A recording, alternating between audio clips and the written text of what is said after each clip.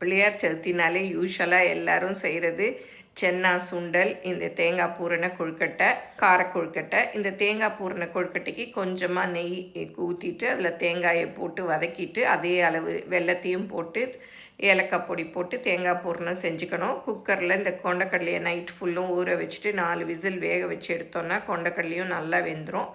அப்புறம் கடுகு, உளுத்தம்பருப்பு, காஞ்ச மிளகாய் எல்லாம் போட்டு இந்த கொண்டக்கடலையும் போட்டு தேங்காய் போட்டுக்கணும். காரத்துக்கு ஸ்பைஸியாக வேணும்னா காரப்பொடி கூட போட்டுக்கலாம். இப்போ கொழுக்கட்டை மாவில் உப்பு, நல்லெண்ணெய் ஊற்றிட்டு தண்ணியை இந்த மாதிரி மலன்னு கொதிக்க வச்சு நல்லா இந்த கரண்டியில் மிக்ஸ் பண்ணிவிட்டு கையில் அழுத்தி பிசைஞ்சோன்னா கொழுக்கட்டை மாவு ரெடி ஆகிடும். இதில் கொஞ்சம் நெய் ஊற்றி தடவி வச்சிட்டோன்னா அந்த மாவு காயாமல் இருக்கும்.